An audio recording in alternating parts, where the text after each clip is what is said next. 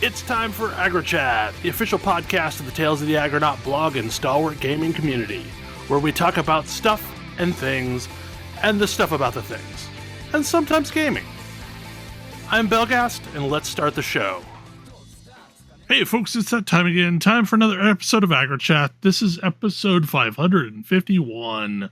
Tonight I'm joined by Kodra. Ho, ho, ho. Tam. And Thalen. Hi.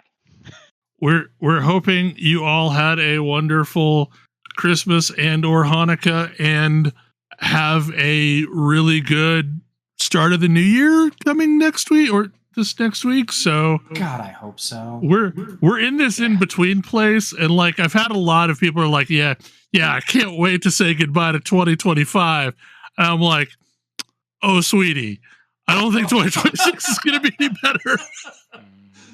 Oh, I was like, yeah, I've not even been able to drum up that level of optimism myself. But whatever. Yes. Yeah, I mean, goodbye. Hope you have whatever winter festivities you celebrate. Spend time with your friends and family. I know I'm excited to record a podcast with y'all because this is community to me. And community is the antidote to all that ails me. Yes. I mean, like, if you've not caught on to the secret, most of the reason why we still record this podcast is because it gives us a fixed point in the calendar of each week where we actually hang out. Yes. Yeah. Because as schedules got busier, we hung out less and less, and we have this nice anchor point on the calendar once a week. Yep. Yeah, we used to raid together and stuff. Now we podcast. Yep. And the thing is the same.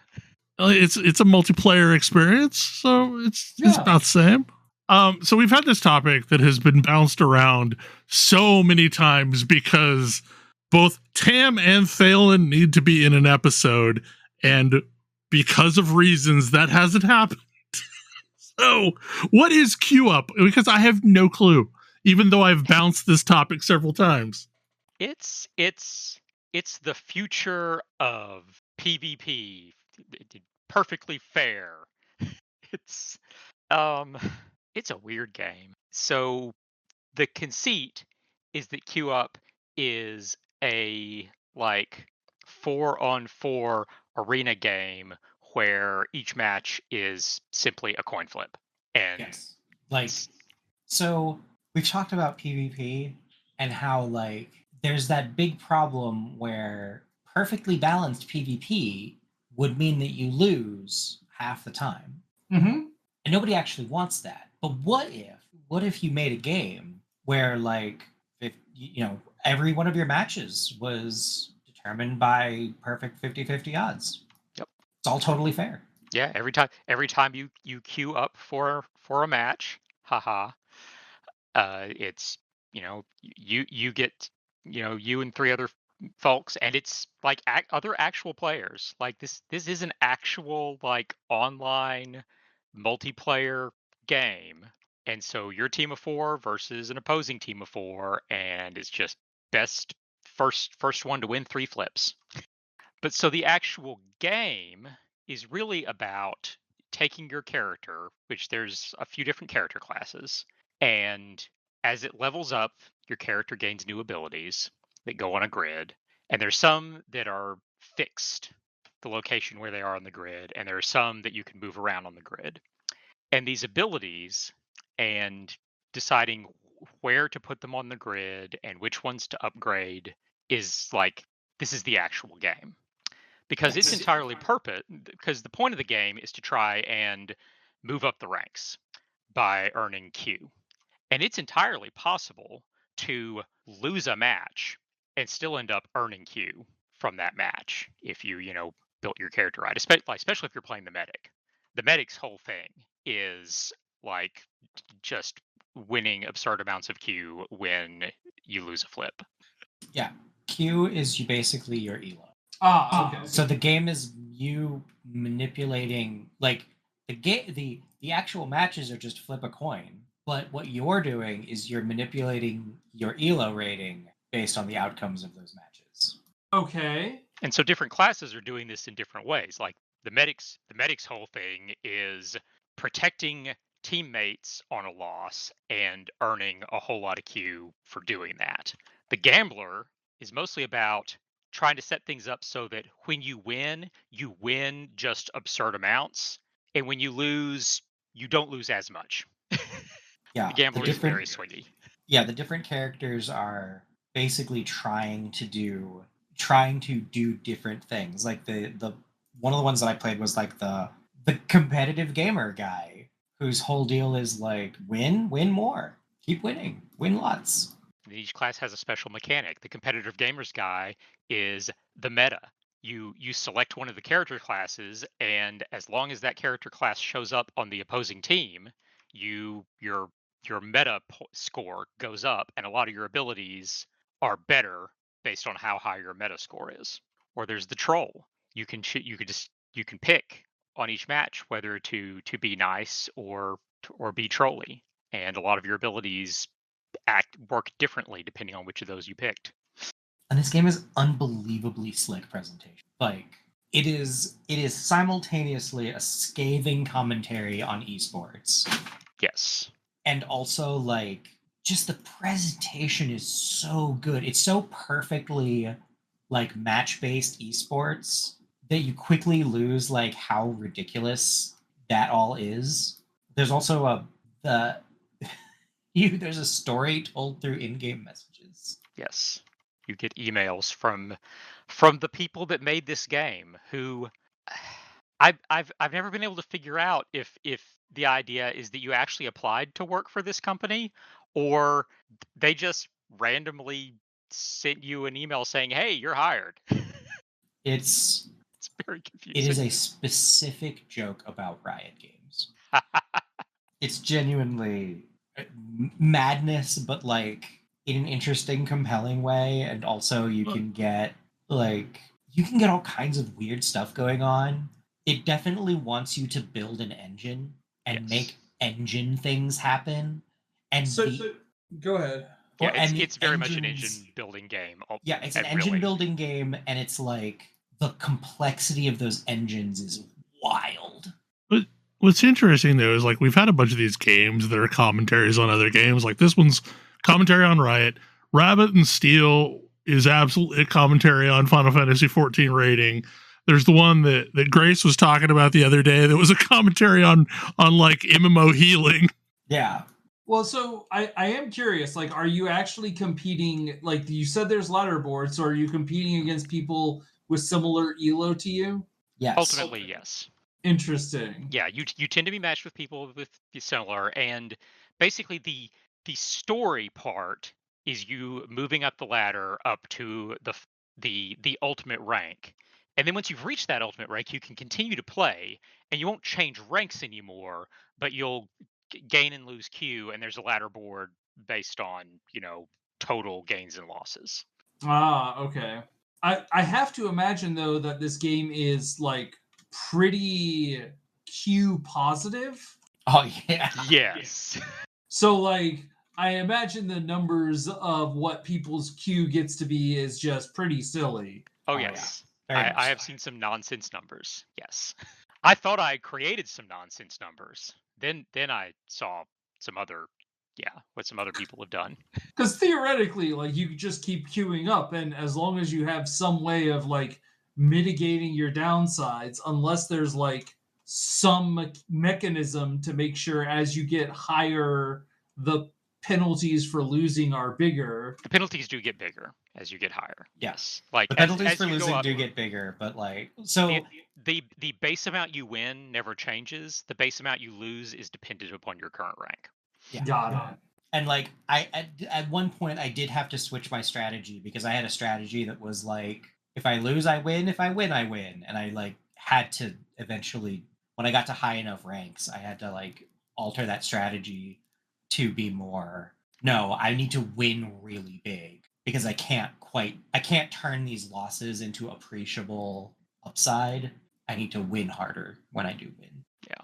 But yeah, and I'm still not sure if there is even more story I haven't seen because there's one particular email you get late in the game that can result in another email, and if you respond correctly to that one, can result in another one, and so forth. But you the first time you see this email, you don't know what the proper response is.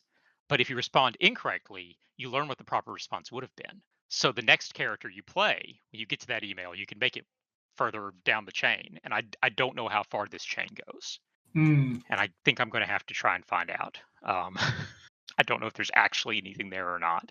Also, exactly 1 week ago, a major update was made adding the hacker, which is a character that gets all its skills from all the other characters, and can like combine them in ways that might be incredibly broken. I mean, they specifically say allowing for crazy broken combos that frankly we haven't tested. So I'm very curious to see what that's going to be like. Yeah, that's probably going to draw me back in to try, because there is also a story going on, and it is a story about a lot of things, really. Mm-hmm. The state of the gaming industry and the state of the tech industry circa this year. It's got opinions, but it's so weird. The hardware shortage is going to make everything bizarre. There's a whole bit about random number generation. Mm-hmm. There's just a lot going on with it. And hey, the fact that the entire game is about manipulating your elo, like, I don't know, who understands elo anyway? I understand that it makes way more sense in a 1v1 setting rather than what this is, which is like a 4v4 setting. I don't know what you're talking about. League of Legends uses elo, works just fine, right? Ooh, boy, there's a lot of strong opinions about that statement you just made. And this is why queue up is fun. Yeah, I was like, elo is a system designed for like a person versus another person. But if your elo is dependent on the people who you are randomly matched with, that generates toxicity. And let's just check at who's got some of the most toxic culture in all of gaming. Oh, it's League of Legends. I actually went through the process of reinstalling League on the new computer, because I thought, it's been a while since I've played League. I used to like playing bots. Maybe I'll pop in and play bots. I've not done this thing yet, but I remember us having fun doing dumb things against bots. I will play League of Legends with friends. Like, I will play against humans. I will play against bots. I do not care. I will play it with people who I know. I will not, like, I am not going to solo queue. Yeah, I would rather play with friends. Like, I had a lot of fun when we were playing it on the regular. Yeah. I am curious if jungling is less of a like weird and wild endeavor at this point. Because like it's definitely one of those things where it's like, if you have the skill to do this, it's very powerful, but like I did not. Well, like over a decade has transpired since I last played. Yeah. And I wonder what the game even looks like now. I also wonder what the game even looks like. I know they've done a whole bunch of shifts since I last played. I mean, like the most fun I had playing was probably ARAM.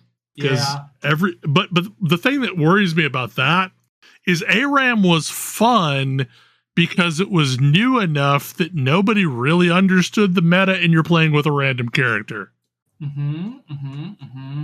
After 10 years, is that a baked in enough meta now that it's a miserable place too? Who knows?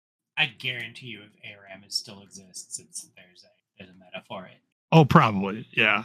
It is interesting. I am curious. Like, does the game deal with the fun psychological effects of losing 10 games in a row? It does. That's great. It's really funny. Yeah, you get particular emails if you lose all the coin flips in the game, or if you win all the coin flips in a match. If you win all the coin flips in a match, you get an email from one of the people at the company who's like, "How did you do it?"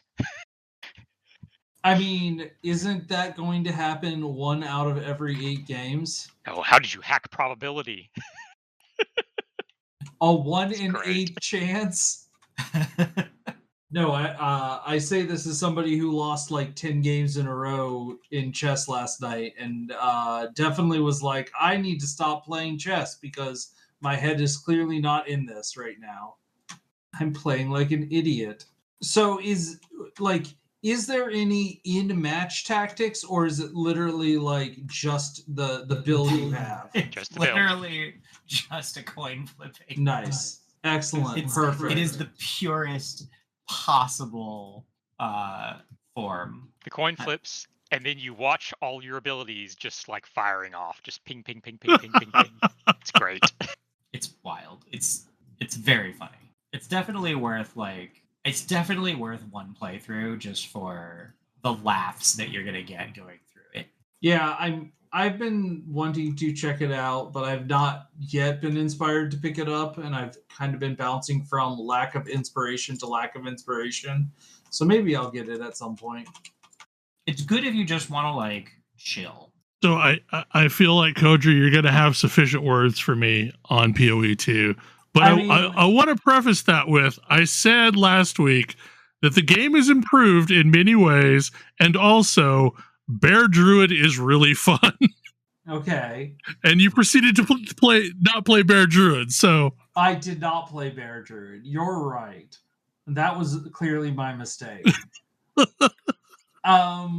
Well, so, okay, here's the thing, is like, the game is theoretically offering me something that I really find compelling. So, like, one of my favorite Last Epoch builds is, like, I am the like, Beastmaster class. I have a bunch of wolves, and I'm sort of, like, acting as a commander to the wolves. But, like, the way that I command my minions to do something is, like, I am as a frontline fighter attacking things, and me attacking things helps my wolves do better. Got it? Like, I like this. Yes. I like this type of playthrough. There is absolutely this theoretical thing in Werewolf. Werewolf has a ability called Pounce. It marks an enemy. When that enemy dies, this summons a wolf. And this wolf doesn't cost any spirit reservation either. So I have reservation-free minions. And I'm like, that's sweet. I really want to play this.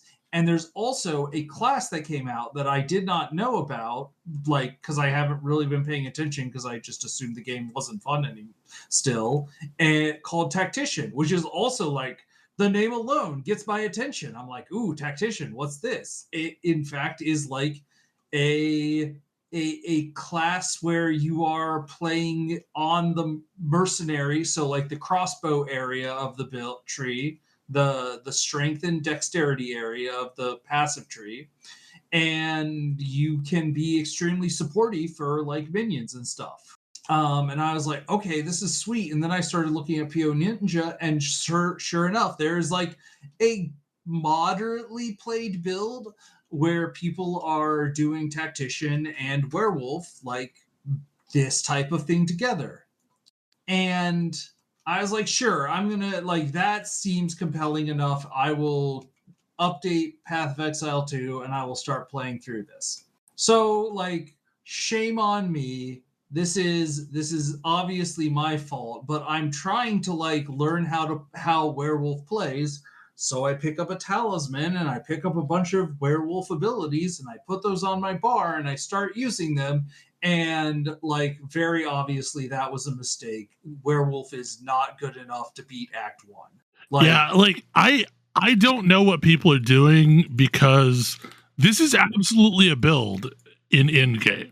I just don't know how they're getting to endgame. I don't know if they're leveling as bear and then switching to wolf. Oh, they're almost certainly leveling as crossbow, which is, you know, the good build for somebody in that area of the tree. I will say, like, explosive grenade is big dumb. I started one of those this week, and like, I insta-gibbed basically every boss. Yes, it was silly. And so I was playing, and I would go in and I would spend like 6 minutes basically watching Geonor's health, like Werewolf Geonor's health go down to like 80% and then run out of potions because I failed to perfectly dodge every single move and die. And was like, oh, I don't have the damage output to make this work. And also all of my wolves are dead. And because I don't have the ability to kill more enemies, like I don't have the tools to resummon wolves. And in fact, like this eventually gets solved like later on, but like if you were trying to play a werewolf in Act 1, no, don't play a werewolf. Yeah. Like because I think the thing is like the werewolf minions aren't minion enough to tank for you. Like they are basically the equivalent of a temporary spell cast. But they aren't even, I will say, they are not even minion enough to not get cleaved to death. Yeah. No, they're cannon fodder. They will get chewed through by anything that has AoE on them. Yeah, like I was playing with Pounce until I switched over to the demon bear thing that I'm doing now. Because like even with bear, it was a really good just movement ability, and it also summoned a bunch of cannon fodder that would temporarily distract things while I was killing them. And I'm just going to say that Path of Exile, like I'm going to state, Path of Exile Act 1 should be beatable by anyone equipping a couple of reasonable skills without any support gems on them. Agreed. I agree with you. I absolutely agree with you on this. I feel like Act 1 is an awful slog if you are not playing something that is relatively meta. Yep. And that sucks because that just means like if you are uninitiated, if you aren't following like the meta, you're just gonna bounce off of it. Like I absolutely brickwalled on Geonor and had to get Bell to come hard carry me through it.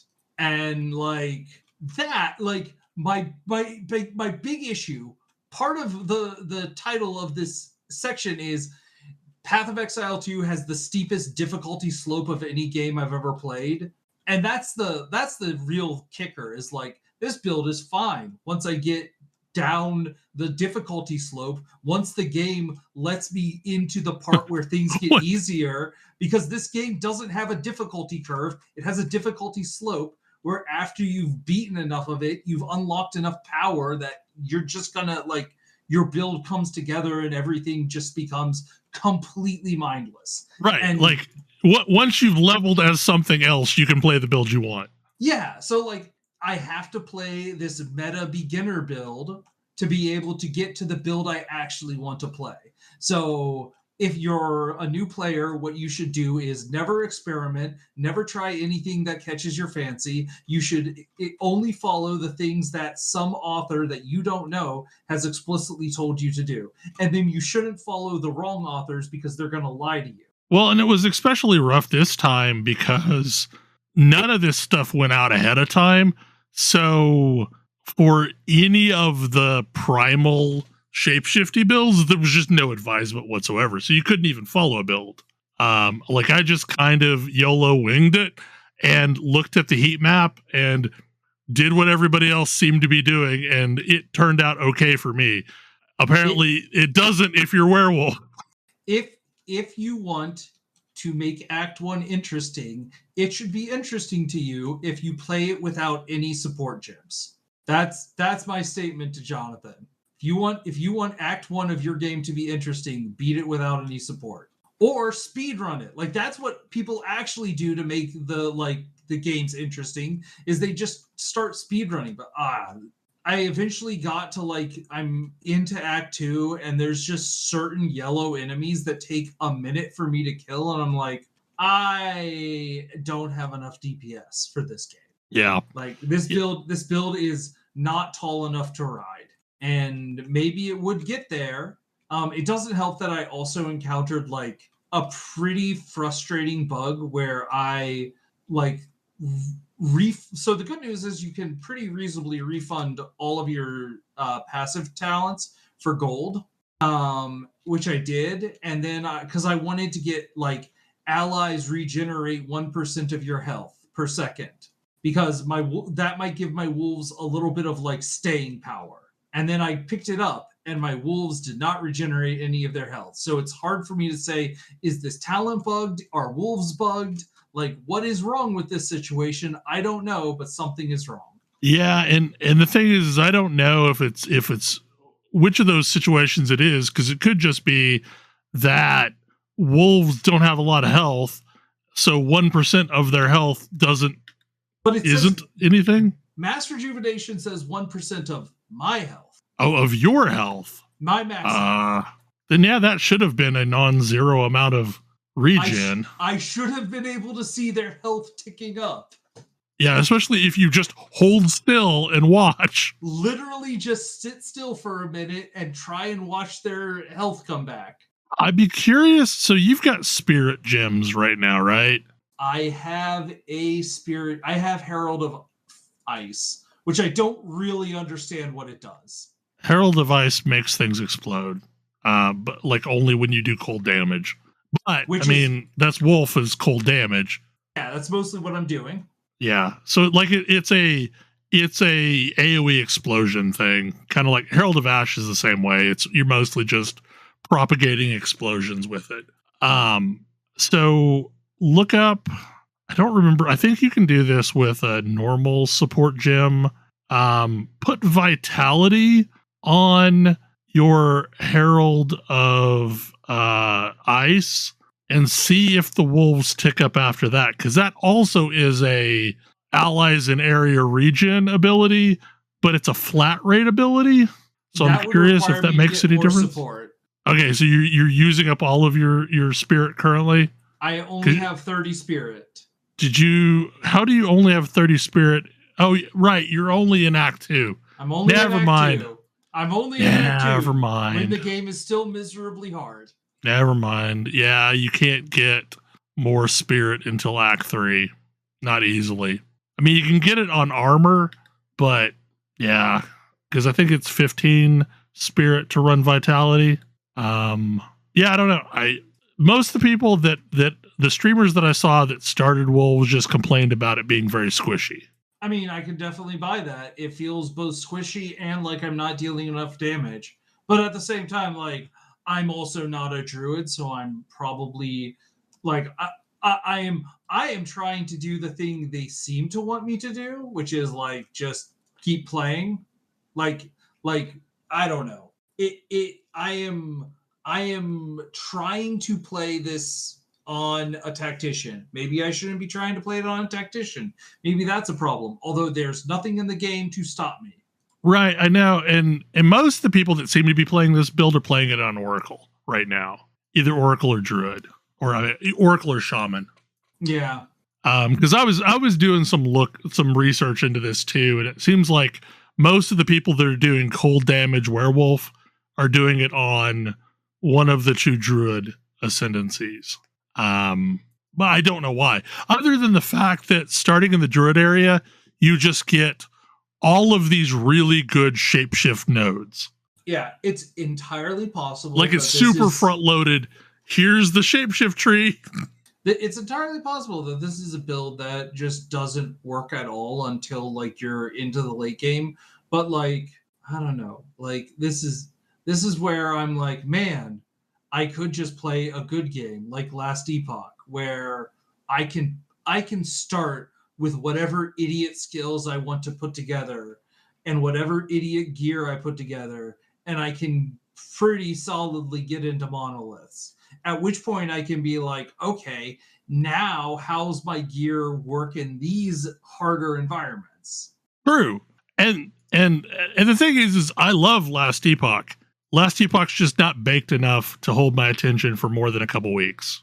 Like that's just the reality of Last Epoch right now. Like it needs more time in the oven to reach a point where there's enough stuff to do to hold my attention for more than a couple weeks. This is the difference between me and you. You can play a meta build every single league, and you'll be pretty happy. Like you will play Righteous Fire. Yeah, which is usually always my first build of the league, and then I build something after that. And you're absolutely happy doing that. And you can do I am.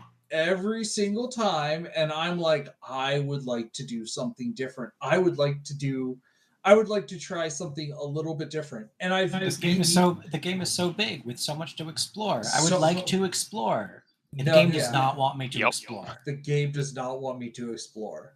I wish it did. This game, in fairness to this game, it clearly wants you to explore more than PoE 1 did, because it's actually going to be letting you, like, it wants you to do your chores of the campaign. The campaign feels like way more of a chore than it did in PoE 1. Because in PoE 1, at least, like, I can play through the campaign as a bunch of different things. In PoE 2, no, I can play through the campaign as a very limited number of things. This game has way more of a, like, Act 1 is super hard, and, like, by Act 5, you've unlocked enough power that, like, if you had any semblance of a plan, you're probably going to be able to roll through things.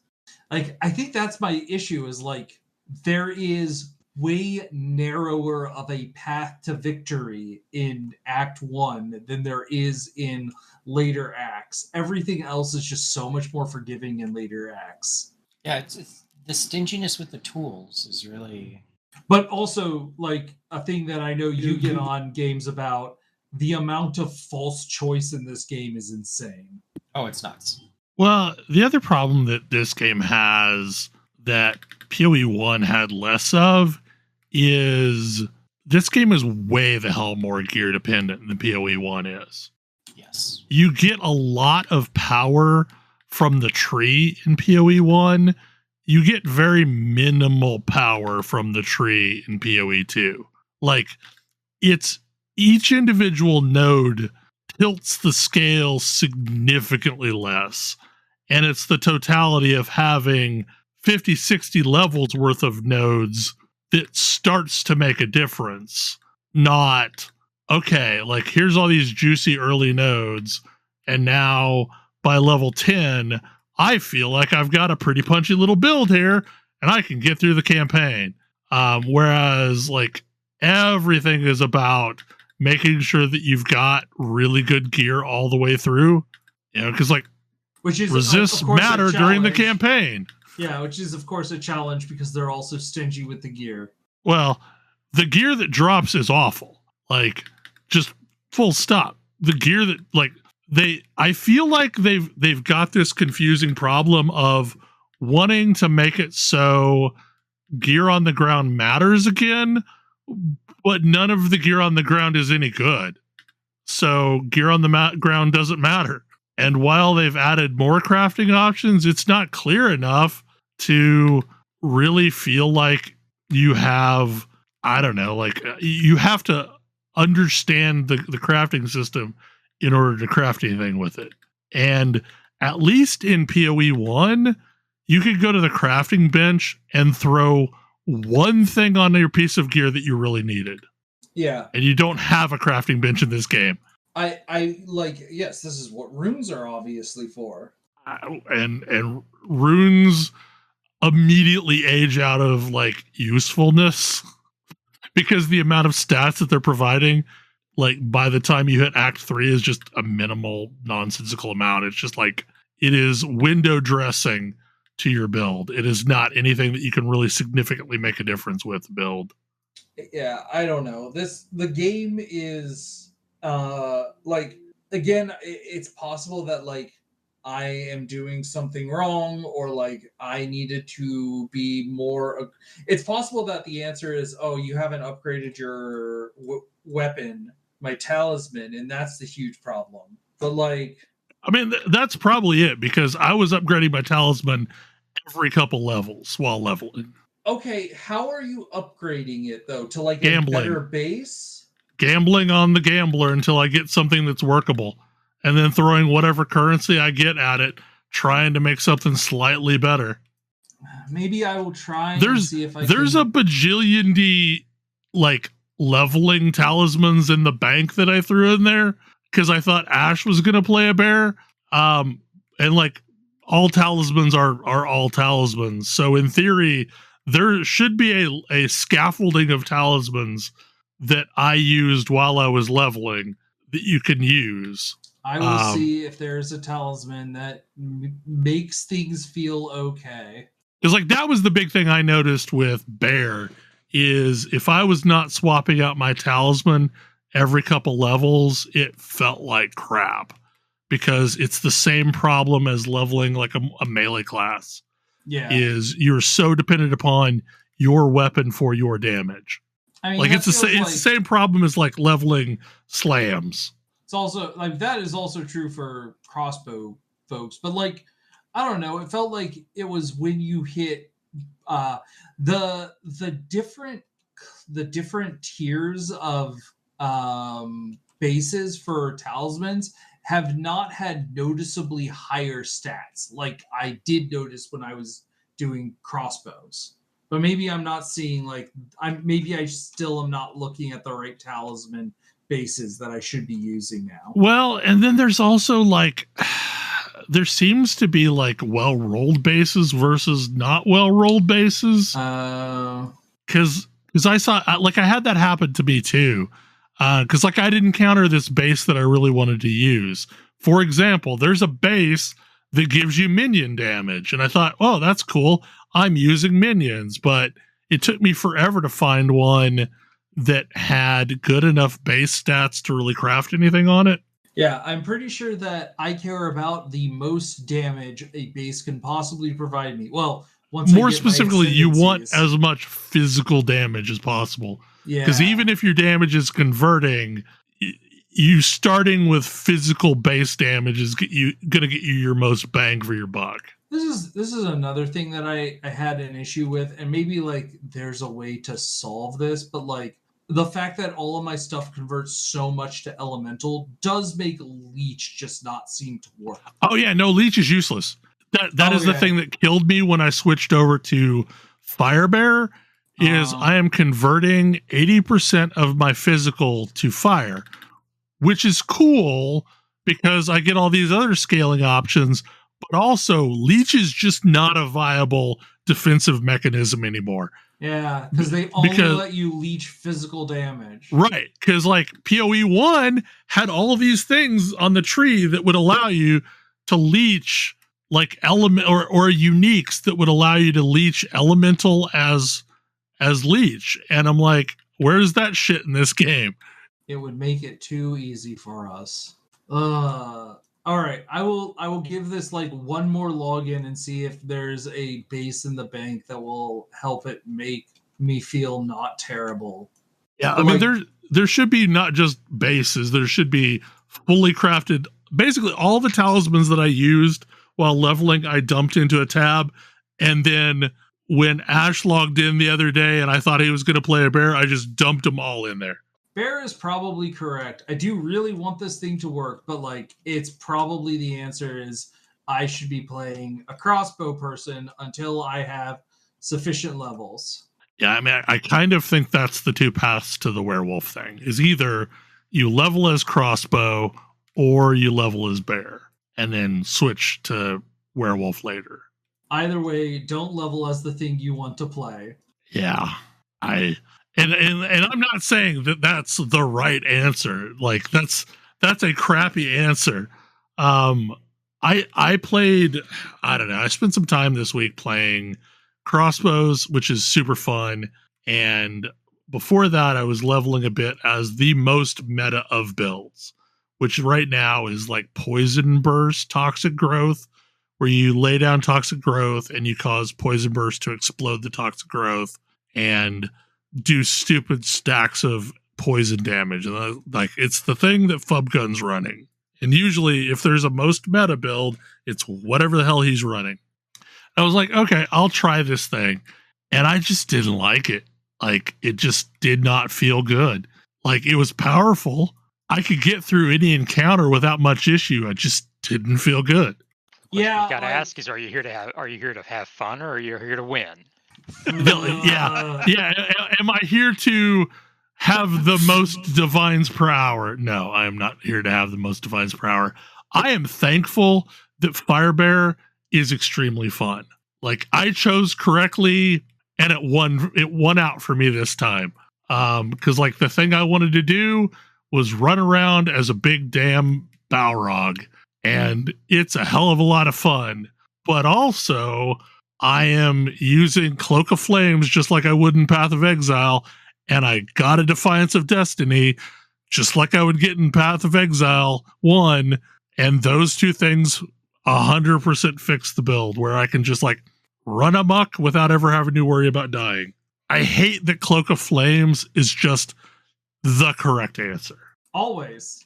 And it's like even more of a correct answer in this game, because you can get a Cloak of Flames with like 52%. No, it may be even higher than that, but you can get like because Cloak of Flames is a 40% converted to element in this game. You can very easily get a 50%. I think you can get something like a 60% if you get like a lucky Val Corrupt. So like it in itself is converting 60% to elemental. And then off the tree, I've picked up another 15%. So like if you had that 60% Cloak of Flame, you're up to like 75%. So you're mostly just taking things that are being diluted by your 75% elemental res. And also I found out that if you have the elemental damage taking as armor, it double dips with this. So your fizz, okay, so your fizz is by default reduced by armor. Then the damage that makes it through the armor is converted to elemental, which is then reduced by your elemental resistance, which then is elemental damage you're taking, which is then again reduced by your armor. I need to say, I find it very interesting, amusing, whatever superlative, that they're like, you know what we know is a problem? We know damage conversion is a problem. Damage taken as is a problem. So we're going to fix it in a whole bunch of different places, except the one place everyone already used it the most, making that thing even more required. But the problem is, okay, like the core problem of this though, is it's because armor and evasion by themselves suck as a mitigation layer. Yeah, all of the other defensive layers are terrible. So like no, blue health bar is great. Sure. Even though it's gotten nerfed so many times, it's still completely viable and the correct way to build a build.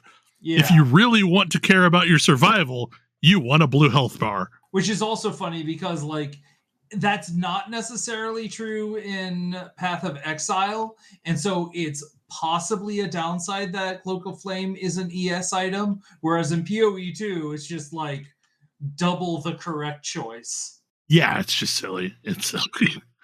And I think part of this is offset in PoE 1 because mana reservation exists. And if you need mana for casting, you are either converting it to life tap and taking it off of your life, or you're doing what Mind Over Matter and convert. Is it Mind Over Matter? Is that the one? Eldritch Battery. Mind Over Matter is the one that lets you take life off of your mana. Yeah, like damage off of mana. Anyway, but yeah, like there's enough builds that are doing Eldritch Battery that like Energy Shield is no longer a defensive layer if you're doing Eldritch Battery.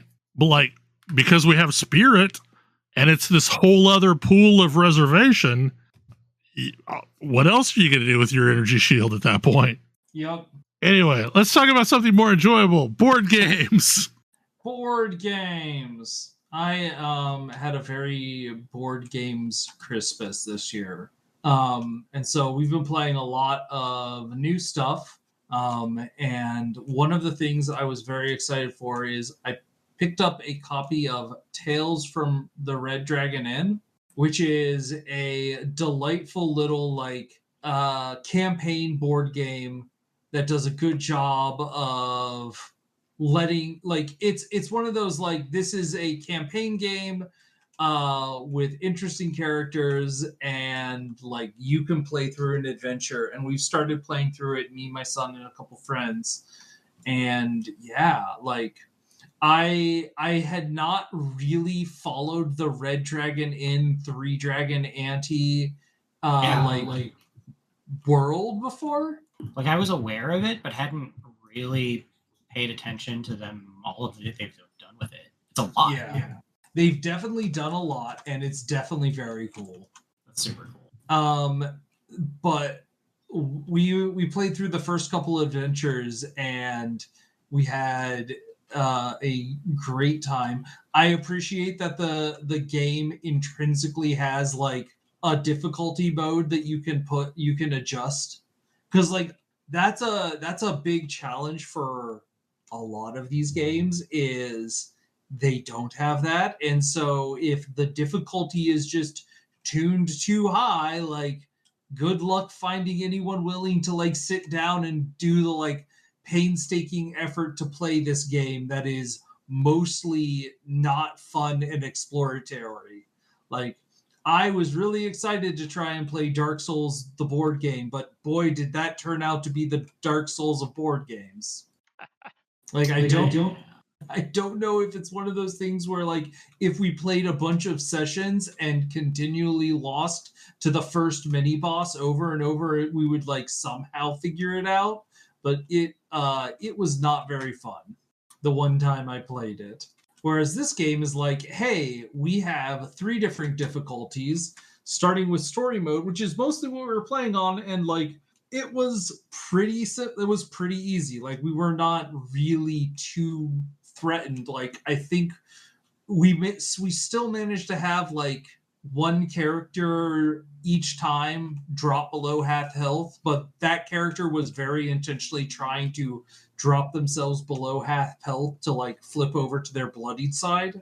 So yeah, like I like, if you're gonna give me a campaign game, I think you should be doing something to like cater to different audiences.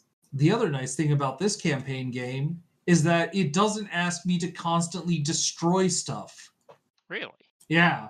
Like you're not going to be surprised the second time you play through, but you absolutely could play through the campaign a second time if you wanted to. Maybe even put it on like super hard difficulty and see how that feels. I am definitely a sicko who loves the like taboo feeling of completely defacing and destroying board game bits. Oh yeah, so I also got the Ticket to Ride Legacy Legends of the West game, which does start off like it doesn't explicitly have anything obviously like you're going to destroy this stuff, and I was like, oh, that's great. And then like at the end of the very first game, it's like, and now here's the hole punch. Please go ahead and hole punch a bunch of the game components. There's a reason I've never played any legacy games. I can't do it. The look of horror on my wife's face when the game was asking her to do this was immense. And so we now have an online spreadsheet tracking all of the information the hole punch is supposed to track.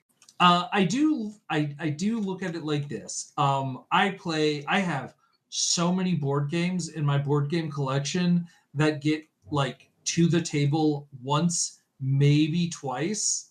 That if I manage to play through a game 8 times and complete the full campaign, that's probably good enough for me. Like that's a game that has seen its appropriate amount of use. Yeah. So I'm less upset about it, but like I'm also willing to like go through a little bit of effort. So hey, we can play through this once, the 2 of us, and then maybe play through it with the kids once they're a little bit more interested in this type of stuff. Or at least the younger one is. But speaking of the younger one, we also have gotten a number of board games that my 4-year-old is into. And so I'm going to shout out for people who are interested, 3 specifically. Clask, which is magnetic air hockey. It's a small board, and you have a magnetic striker up on the board, and then another magnet handle below the board that you move around under the board to control your striker. You have a ball and a circular indentation in the board, which is the goal. And then you have 3 white magnets in the middle. And you score a point if either you put the ball into your opponent's goal, your opponent collects 2 white magnet tokens onto their striker, your opponent loses control of their striker and is unable to regain control of it, or your opponent pulls their striker into their goal, which is called a clask. And it's very simple, and it's a lot of fun. Like, it's a really cool game. Just a very clever design. Very clever design. If you are into air hockey like games or foosball like games, it's pretty sweet. And on the themes of magnets, we also got Cluster, which is basically you have an orange string, and then each player has a number of magnets, and the goal is to place your magnets within the orange string and not have them magnetize together. And if they magnetize together, you have to pick up any pieces that connected together and put them back into your hand. And the first player who runs out of magnets in their hands wins. It's Jenga meets Crazy Eights. It's pretty cool also. It is also pretty cool. It's a very clever design, and also something that is teachable within like under a minute, which was a big appeal of these games. And then the final like really big game, the final big game we got was Crokinole. And turns out that is also a game a 4-year-old will enjoy, because like tiny flicking wooden shuffleboard is fun. I am curious at what point you became an elder Canadian. An elder Canadian. It's probably because I've watched enough Loading Ready Run. Like, I discovered Crokinole watching Loading Ready Run. And then I am also in Seattle, which is South Canada. Like, I say this complimentary. I feel like sometimes Seattle is South Canada. And every single board game, like every single board game convention I have been to within like the past 3 years has had in their games library a Crokinole board. So like me and my family have become familiar with Crokinole, so we've all agreed that we like it, so we got it for ourselves. I don't know if this is seems like a good call. Yeah, I don't know if it's like this for other board game conventions, but most of the board games in the Seattle and even Portland area seem to have a copy of Crokinole available for people to check out and play. But I find that I've been having a hard time getting a lot of board games to the table, and so games that I am prioritizing games I can get to the table very easily. I did have a moment where I was explaining Tales from the Red Dragon to an 8-year-old and a 9-year-old today, and I was like, oh, I am losing them. How much of this next 3 pages can I just say we'll figure out as we play? Yep, that'll work. Okay, we'll figure it out as we play. Usually a lot. Yeah, you can, it turns out. This is the challenge with legacy board games, is you can't really prep ahead of time for them, because they're very specific about stop reading this, like make sure that some of this stuff is a surprise to you as you are playing. Yeah. But we managed to get through 2 scenarios, which I was kind of surprised by. Yeah. Next topic is Warframe is nuts. And I mean, in general, I would agree. But what specifically makes you think that? So I've been playing a lot of Warframe again recently. I decided to jump back into it, and they've got an event going that is a way to get a hold of a lot of vaulted primes. You do have to put some work in though and collect the currency to buy the relics with, and then also Borrow Ketir is back right now and brought a lot of cool stuff. So I have been cracking so many relics to earn ducats, but it's been like not quite a decade since I played last. I don't know, maybe 8 years. And just the amount of stuff that has gone into that time and how weird so much of that stuff is. is amazing to me. Like, one of the things about Warframe that kind of like was a downside I felt when playing in the past was there weren't really a lot of supporting characters. Like, there was you, the operator, once they finally made the operator a character, and there was the Lotus. And then there were a couple other, random dudes. There was Alan V out there being a jerk, but not much else beyond that. And boy, have they taken care of that. I have so They've many really fleshed friends. out the world. Yeah. Yes. Like, I have so many friends, and most of them are like incredible body horror in some way or another. Like, I've got all my friends on Venus who have robot heads. Um, Yeah. there's, the family on Deimos who are all weird infested Orican people.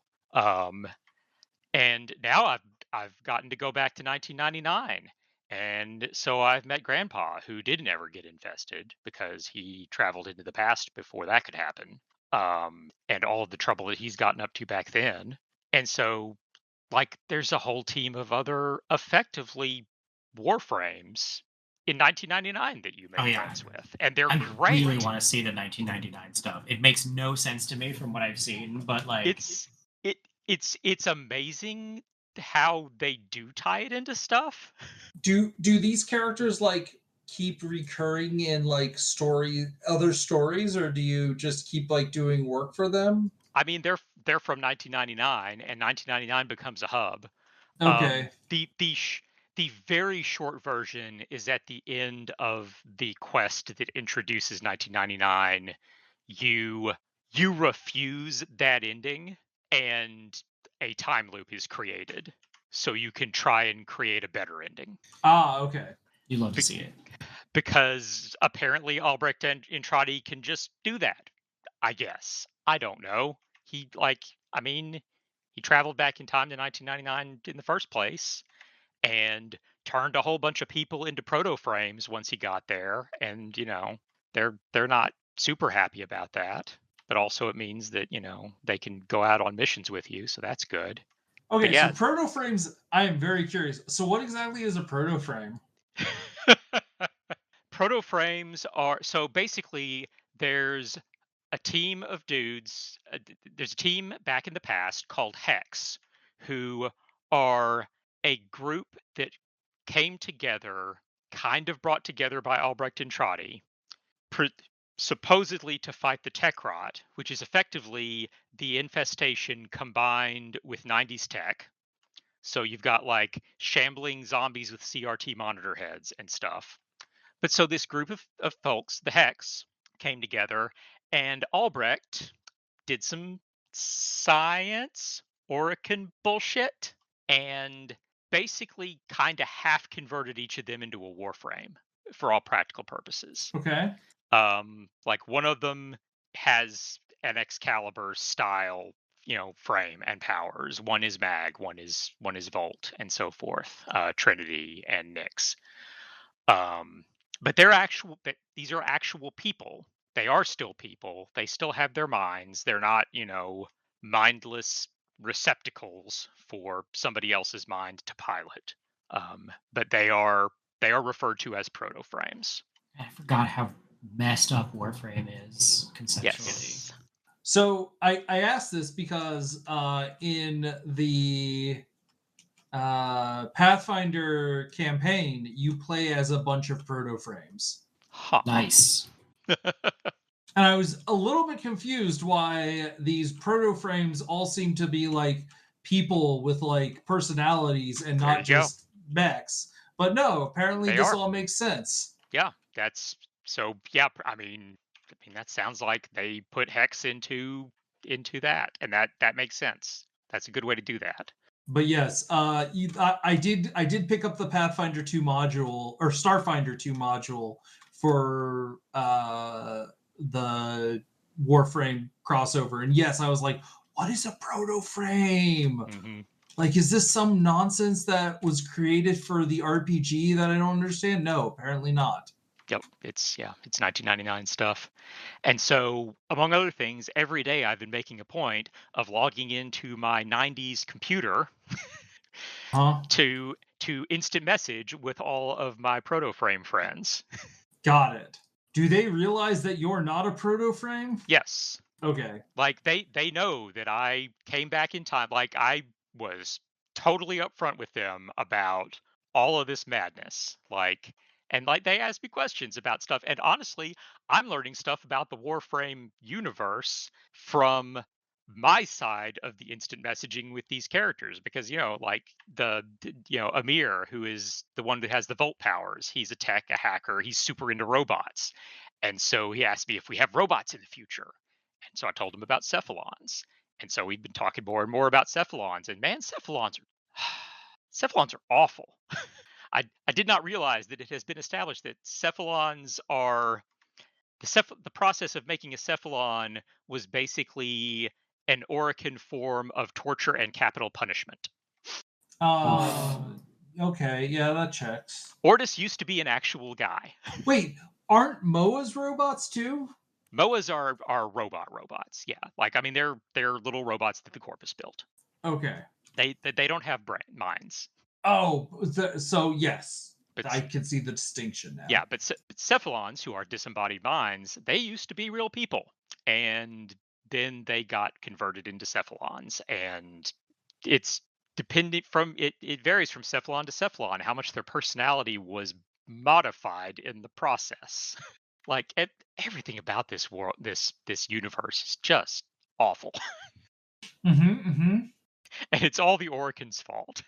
And one of the things I've on multiple times talking with the Hex, with the proto-frames, we've been talking about something about Albrecht, about the Orkin or whatever, and I've had the opportunity to be like, yeah, they're awful.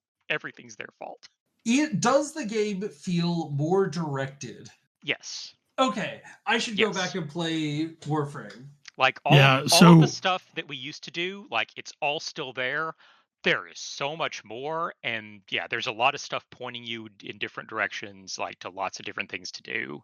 And yeah, so like there's this quest area that shows like all the major quests in the game, and it will tell you what you need to do to unlock them. And that's kind of where I've been at, is trying to unlock a lot of these quests, because essentially you have to have unlocked all of the relays to get to a lot of these.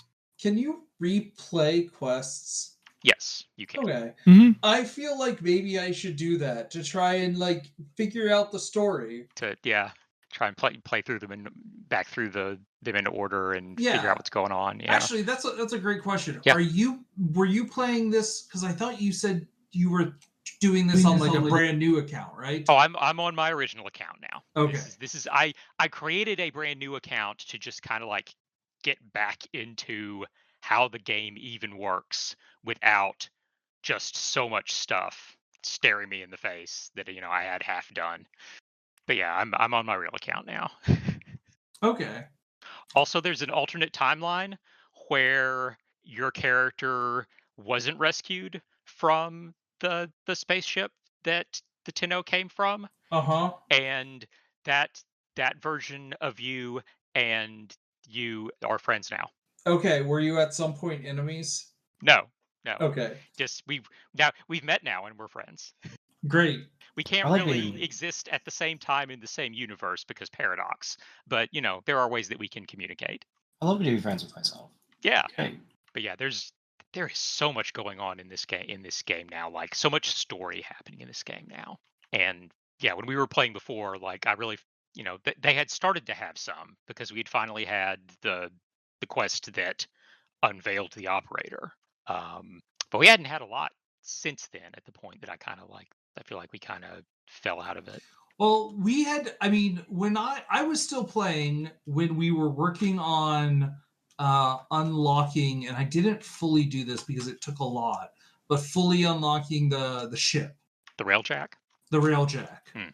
Yeah, there are a lot of steps to unlocking the railjack. Yeah. I know we were playing during that, and then our friend Shiana, I believe, had a railjack.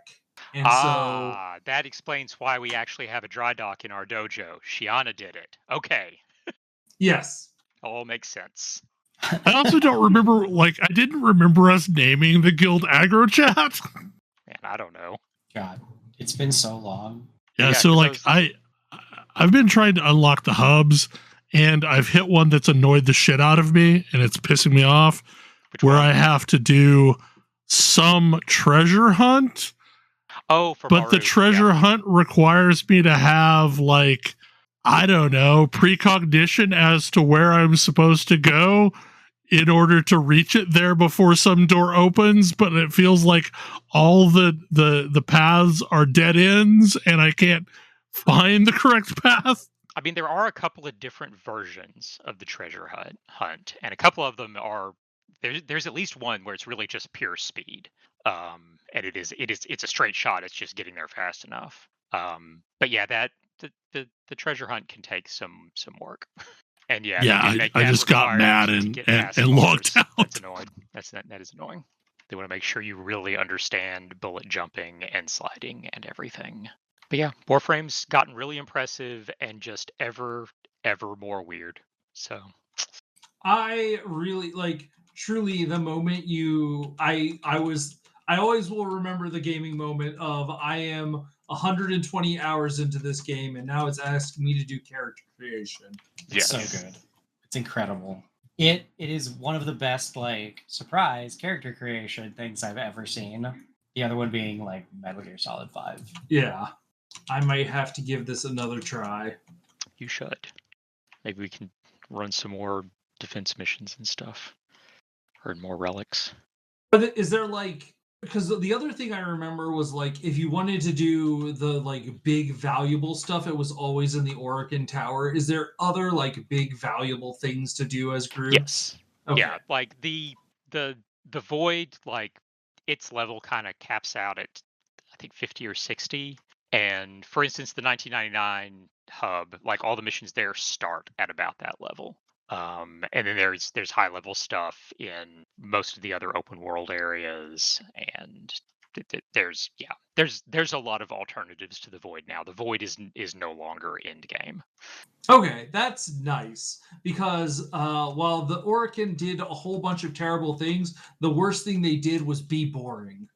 They really liked white and gold. Oh my goodness, it was interminable. I did not like white and gold. I used to like white and gold, and then I played too much Warframe.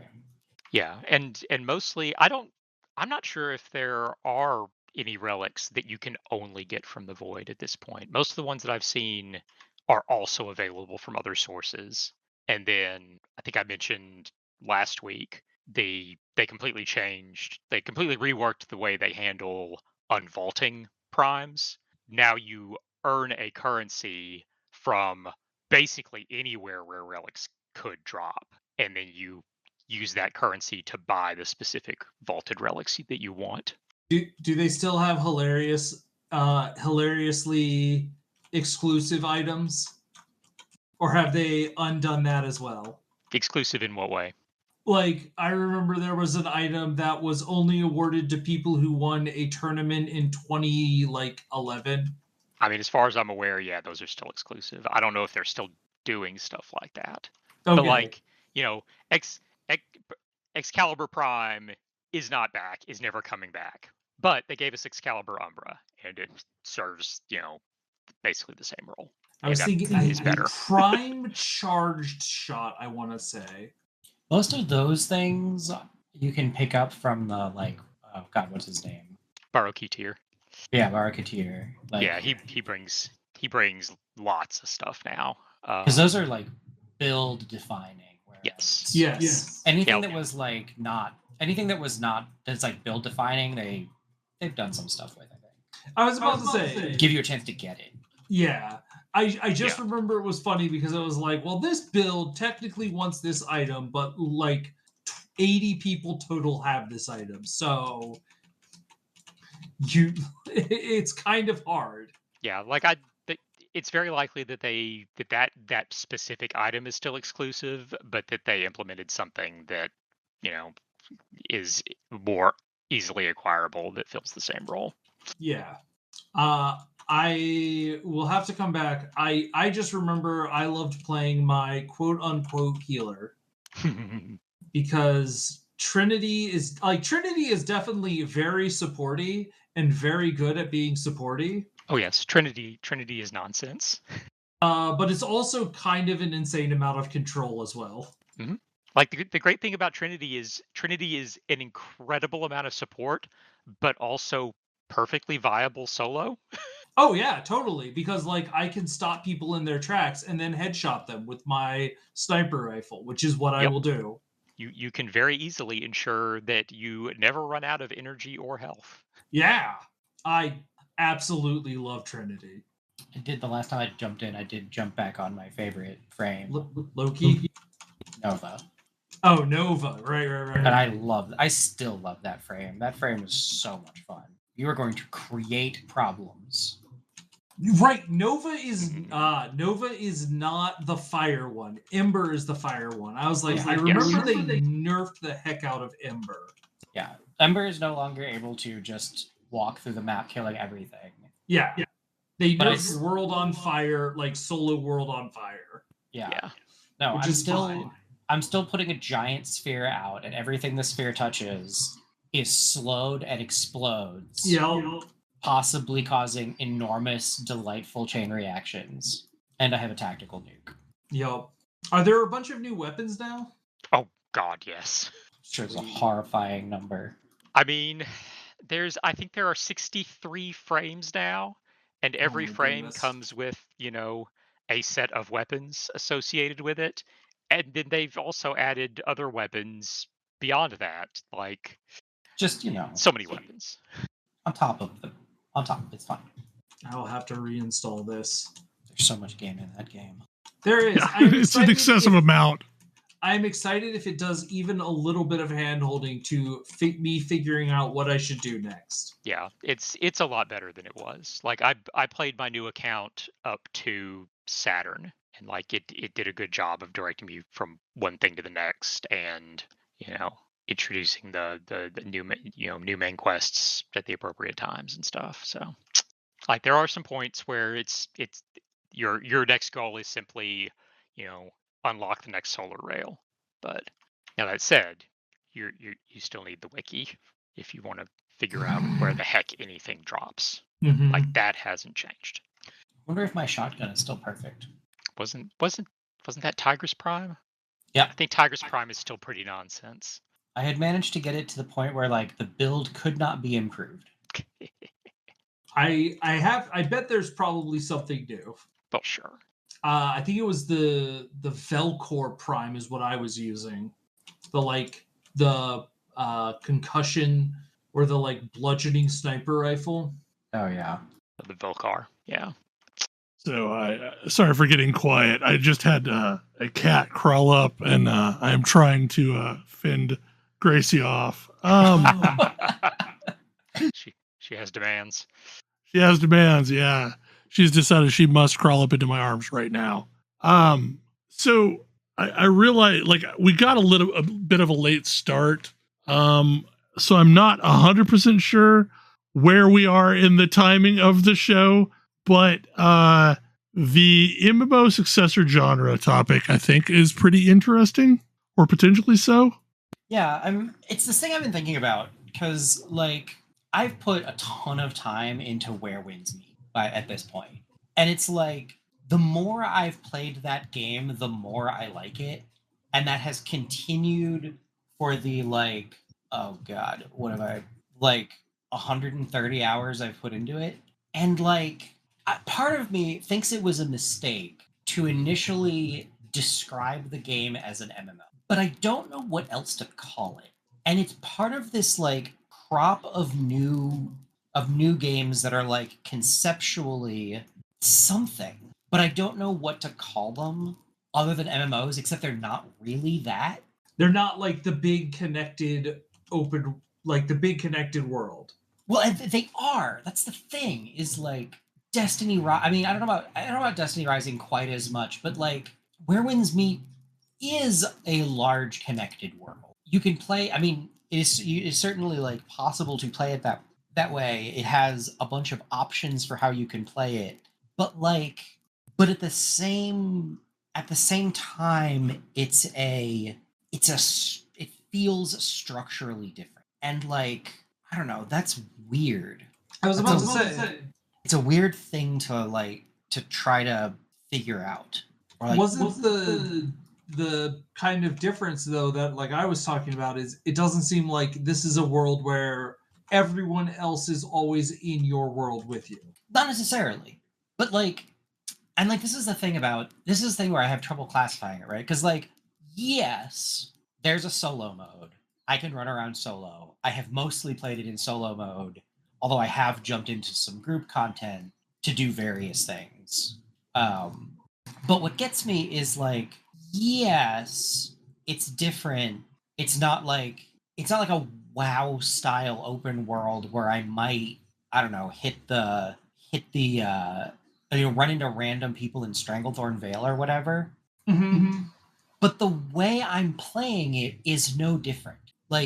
It's this interesting thing where the fact that I could sometimes randomly run across another player in Stranglethorn Vale was so irrelevant to my WoW experience, most of the time, that losing it doesn't even register to me. What registers is, can I do dungeons and bosses and stuff with other people, focused, dedicated group content with other people. And because I still can, it's hitting all of the notes for me.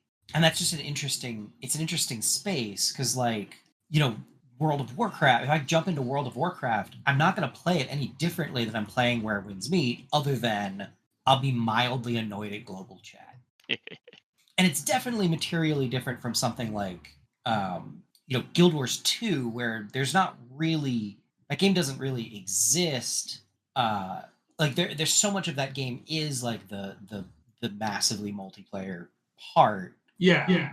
But there's not actually a lot of MMOs like that. It's fair. This is why I kind of keep circling back to this one. Yeah, I do think that it is unique. Guild Wars 2 and Where Winds Meet are very different experiences, but also I don't know that I can. There are games that I have played and full-throatedly referred to as MMOs that aren't Guild Wars 2 and aren't functionally different. And Guild Wars 1, playing Reforged, I don't know how I would classify that either. I mean, if anything, Guild Wars 1 feels more like what a Destiny is, like a lobby-based game. Yeah. I mean, that's what I remember back in the day when it came out. That even back then, an argument over is this really an MMO? Because it's, yeah. Because there's no persistent connected, there is a persistent connected space for people to exist in, but it's only the city hubs. Yep. Yeah. And it's where do we get, you get into this space where it's what is it? What do you call Guild Wars 1? What kind of game is what is yeah. And I don't know, but I know I like it. And that's the thing where I'm landing is that, I often struggle to get into certain types of big open world single player games, because I'm oh man, all of my effort feels a little bit wasted because I'm not going to be able to share this experience with my friends in any way. And even though I'm realistically not actually going to do that most of the time, the fact that I could feels relevant. It feels like that exists in a real way. But even if I would never actually do that. I do feel my current takeaway though is I'm not gonna. I think Where Winds Meet is totally reasonable to call an MMO, but I do think the thing I am looking for from an MMO is the thing that MMOs are currently not providing me outside of Guild Wars 2. Yeah, and I think that's why I'm I struggle with this title, because it's even back in old WoW, meeting people was at a very, very specific time, I have to say. The population of the server mattered a lot in World of Warcraft. Yes. And that's kind of the thing is like, I think that time is dead and gone and not coming back. It's totally fair for you to say that because it literally was one expansion. It was vanilla. Yeah, like I think that has been dead and gone for 20 years and is not coming back. And like I have a lot of feelings about that, certainly. But except maybe it's not coming back in the fact that like the people around me necessarily are people I will get to know, but it does at least matter in that like Guild Wars 2 has figured out a way to make a massive population of people around me feel good and interesting. Maybe that's just makes Guild Wars 2 like a one-of-one example that I need to stop chasing, but like it is what I'm looking for. I mean, not to put too fine a point on it, Guild Wars 2 is almost 15 years old. You're right.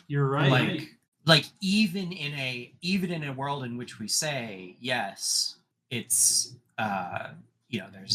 there's examples of living games that are doing this. You know, if I'm trying to find a game from the last 5 years, 10 years, they don't exist. Like, and I think that's sort of what I mean by like there's nobody doing that. Yeah, no, I buy it. And it's one of those things where it's like, okay, so like, what is the kind of experience I'm looking for out of a game? You know, am I just done with the online, call it an MMO, I guess, genre? But like, I don't feel like I am. There's still stuff I like, but it's hard to like, I don't know, define it. Just a thing I'm struggling with, like trying to describe, because I think that I totally killed your interest in that game by describing it as an MMO and not as a Souls game with better multiplayer. I think, well, okay, I will say, I think that you didn't kill my interest because there were other things where I was like, this feels super weird to me. Like the opening to that game is kind of rough. It's kind of what? Kind of rough. You had the systems have not necessarily the highest degree of fidelity. It's, I don't know. It was very weird to like. The voice acting is incredibly hard for me to get past. I realize that that's maybe a small thing, but like I would almost rather I almost want to see if I can turn off voice acting. Yeah, I mean you can just play it you can play it with Chinese with subtitles. That's a lot of people recommend doing that. That's probably something I should try again. But like I don't know, the combat didn't necessarily feel as what I look for in a Dark Souls game. Maybe I need to give it more time. Yeah, I mean, it definitely it takes a bit to get there. It's more Sekiro than Dark Souls, but and to be honest, the reason why I was trying it was because I was told it was an MMO and I wanted to try an MMO. Yeah, and then it wasn't really like. I gave it more of a shot because I was interested in the MMO aspects, and then was like, I am having a hard time differentiating this between this and like a Souls game. Yeah, and it's interesting because like it continues to live in this weird genre space, right? Because like MMOs have mostly kind of bad systems. They're low fidelity systems. They just have lots and lots of them. Mm-hmm. And like any single example of that doesn't, it's like what kind of game how do you describe that game? Like how do you describe the kind of game that is? Where it's like there's a ton of systems, they're individually, most of them are low fidelity, but there's so many of them that there's just a lot to do all the time, and you don't get, or I never felt like I get like fatigued from one low fidelity system. But on the other hand, like it's like it compares poorly to a prestige AAA adventure game because it doesn't have the same fidelity as it doesn't have the same fidelity, but it lets you do so many more things because it's like non-linear and there's a big open world and there's all of these systems and all of these other things that you can explore. Like if this game were, EA's big release of the year, then you'd get one weapon, maybe two weapons, and a small number of skills and a build, and it would be a linear story with linear maps, and like, yeah, your voice acting would be fantastic, and like you'd have some more higher fidelity animations, but like there would be less game there. But in an MMO, it's got a lot of story that it's trying to do, and it's trying to do a bunch of delivery, and so it's not, and it's like not as online as the kinds of games that you would compare it to, but like the fidelity of its storytelling is higher than New World by a significant margin. Like even correcting for voice acting, it's got a whole like, I mean, it opens up, possibly bizarrely, it opens up with a like whole basically interactive cutscene with a whole bunch of stuff going on, and I just don't know, like I was saying, I don't know how to classify that. I don't know how to classify that experience, because it like isn't a bunch of different things. And I've been jumping around looking at other games that are doing stuff, and like, I hopped into Fortnite recently just out of curiosity, and like I don't really know how to classify that game either, because it's not what it says on the tin. It's a lot more than that. But like, what is it? And I think it's one of those things where we're going to see more and more of this kind of, I don't know what to call them. Well, and I think part of it's that it's multiplayer, but almost that the game operates independent of whether or not the other players are there. Yeah. Because like that's what, like I was talking about this a little bit before the show started, where, so one of the things that happens in Destiny Rising is if you do not get a queue in 20 seconds, you will get bots.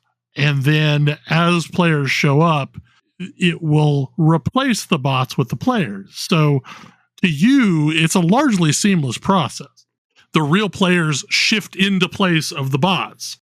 So the game can function entirely regardless of who all's there. And that's kind of the problem, is these games, in order to really play well, require a critical mass of players 24/7 in order to make sure all the queues are firing.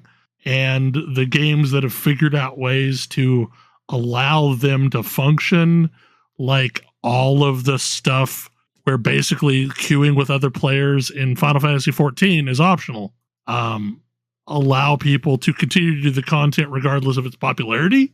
Yeah. And I think the other path is like the Guild Wars 2 path, where everything is always relevant. So there's always a reason for people to be playing it.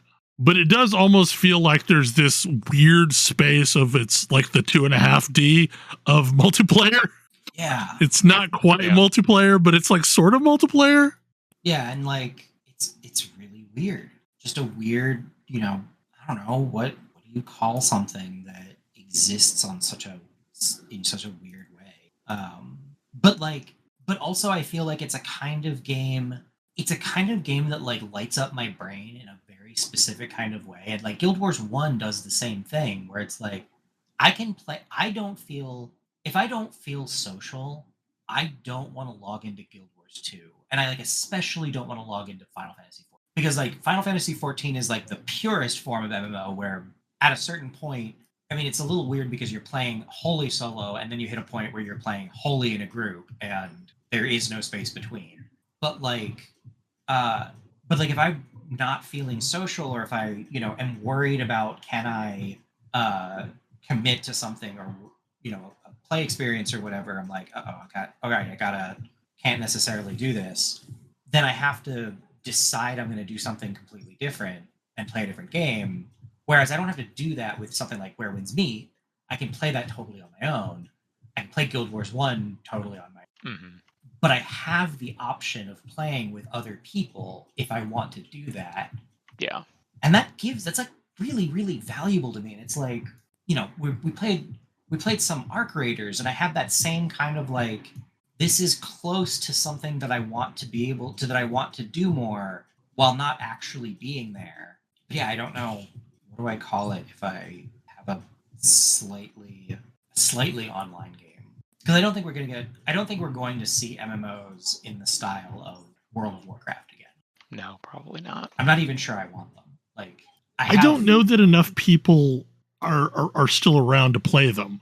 Yeah, like I have nostalgia for being 20 and playing World of Warcraft, but I don't want World of Warcraft today. And I think that so many of the things that made World of Warcraft work are relics of that era.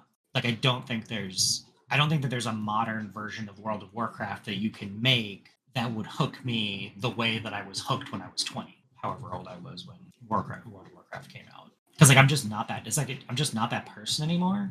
But like there's still parts of that game that I really loved and still love. Just not like if you tell me to go get keyed for a raid, I'll give you the finger and log off forever. Because I have better things to do with my time now. Well, and the other problem is that like we've reached this point where, I don't know, peak concurrency of 100,000 players is a challenge. Yeah, that's also true.